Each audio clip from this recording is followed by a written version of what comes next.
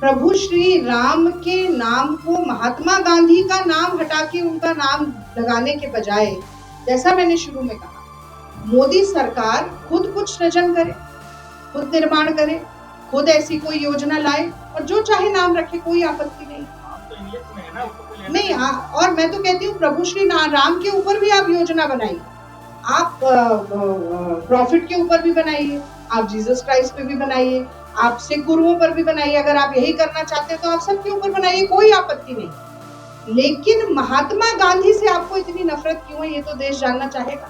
महात्मा गांधी का नाम आप मिटाने में लगे रहते हैं और दूसरी तरफ आप दुनिया को दिखाने के लिए उनके आगे नतमस्तक होते हैं। तो ये तो सरासर मतलब ये तो दो मुही बात है, ये तो दोगलापन है।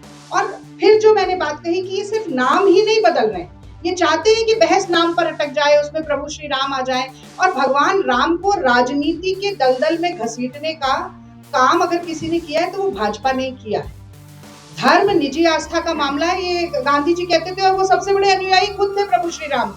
उन्होंने क्या कहा, रघुपति राघव राजा राम, ईश्वर अल्लाह तेरो नाम, सबको सन्मति दे भगवान, यही कहा ना। वो तो सबसे बड़े अनुयायी थे। पर आप चाहते हैं कि ये बहस नाम पर अटक जाए, पर असल में ये बहस काम की भी। 40% बोझ आप राज्य सरकारों पर डाल रहे हैं, 50,000 करोड़ रुपया राज्य सरकारें कहाँ से निकालेंगी अनुदान देने के लिए, तो ही स्कीम ठप हो जाएगी।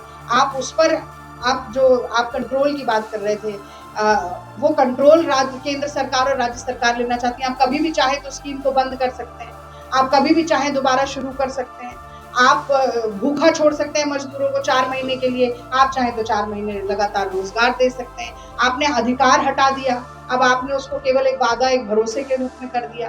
125 रुपए आप बता रहे हैं, 125 दिन आप बता रहे हैं कि रोजगार देंगे, और असलियत ये है कि पिछले ही साल आप 42 दिन से ज्यादा रोजगार नहीं दे पाए। तो केवल ये झूठ का पुलिंदा है। और जैसा मैंने कहा कि मोदी रीति सदा चली आई, जो कह जाए वो कभी ना निभाई।